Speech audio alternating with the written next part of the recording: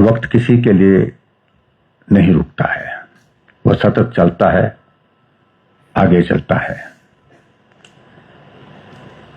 और स्वाभाविक रूप से ऐसी परिस्थिति में यह मानवीय स्वभाव है, उस रफ्तार में हम भी अपने आप को आत्मसात करते हुए आगे बढ़ते हैं, आगे बढ़ने का प्रयत्न करते हैं।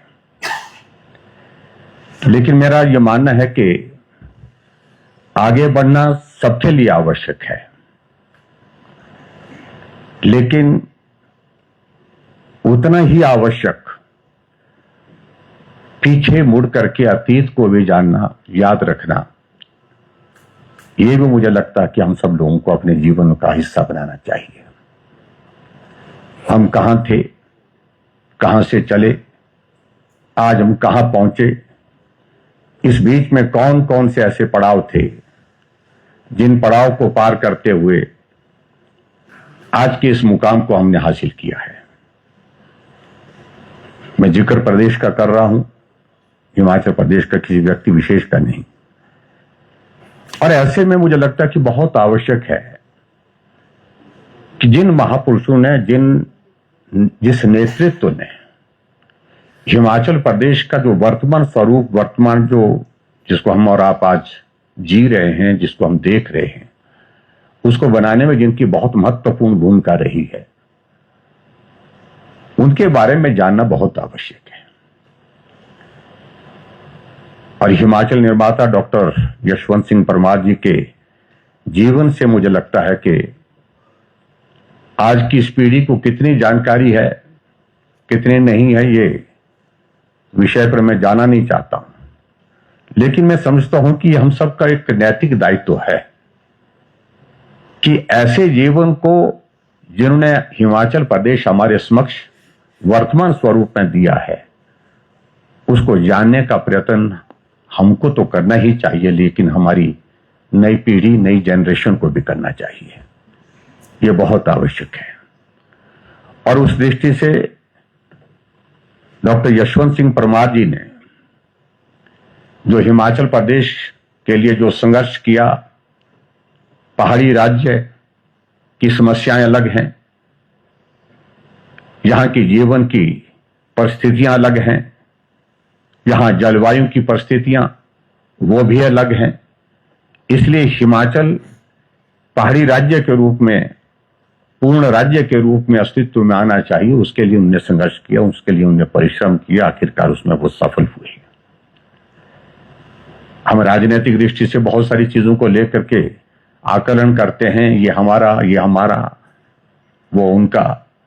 लेकिन डॉक्टर यशवंत सिंह परमार जी भले ही राजनीतिक दल से किसी से भी संबंध रखते थे, लेकिन वो हिमाचल के थे, अपने थे, और हिमाचल के लिए उन्होंने काम किया। इस बात को हमको अच्छी तरह से समझना चाहिए। और यहां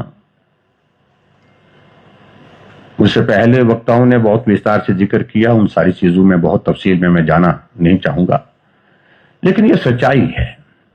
बहुत विकट परिस्थिति उस वक्त की थी जब हिमाचल प्रदेश अस्तित्व में आया। मुख्यमंत्री बने डॉक्टर YS परमार, और उसके पश्चात जैसा कहा गया यहां पर कि 1956 में फिर राज्य से फिर टेरिटरी काउंसिल के रूप में, और टेरिटरी काउंसिल के चेयरमैन के नाते उनको ऑफर किया गया था कि आप ही चेयरमैन बनेंगे, लेकिन उनको लगा कि मैं प्रदेश का मुख्यमंत्री रहा हूं और टेरिटरी काउंसिल का चेयरमैन नहीं मैं बनना चाहता हूं। और उस दृष्टि से उन्हें उस पद को ठुकरा दिया, मना कर दिया, और ठाकुर कर्म सिंह जी टेरिटरी काउंसिल के चेयरमैन बने। मेरे विधानसभा क्षेत्र से ही थे।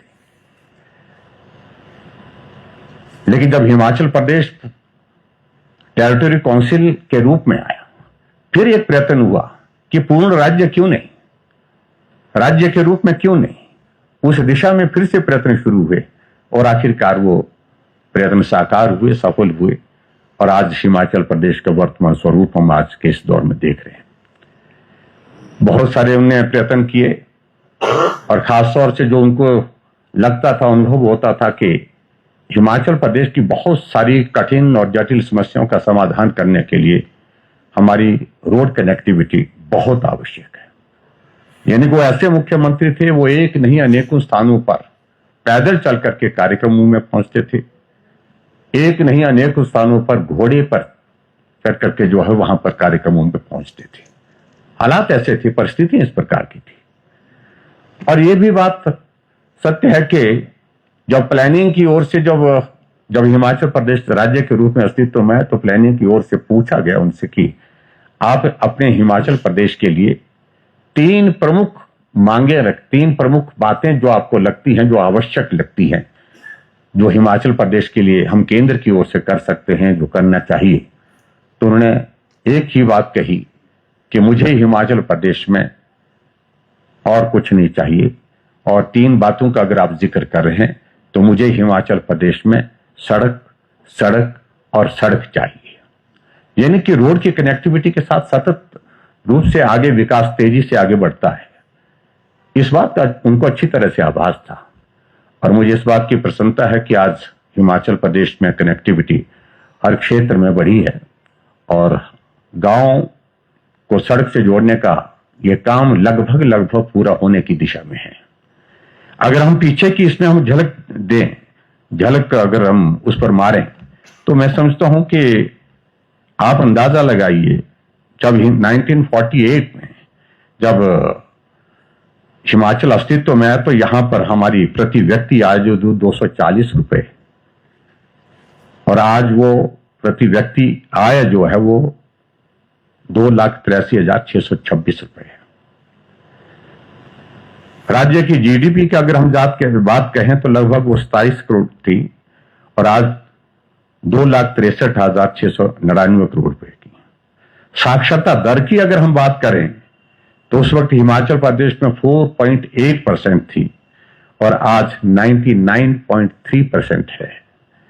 अगर सड़कों के नेटवर्क की अगर हिमाचल प्रदेश में उस वक्त के दौर की अगर हम बात करें तो 228 किलोमीटर उस वक्त थी जब हिमाचल अस्तित्व में आया, और आज लगभग हिमाचल प्रदेश में रोड नेटवर्क जो है 45,000 किलोमीटर का है।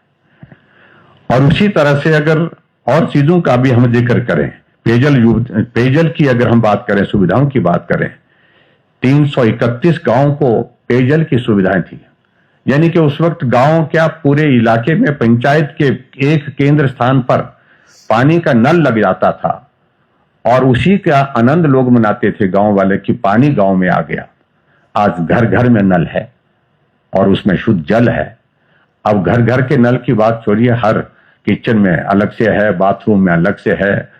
तो अब इस तरह की सुविधा के साथ हम आगे बढ़े हैं, और आज जो है वो हर घर में नल की सुविधा हमारे पास है।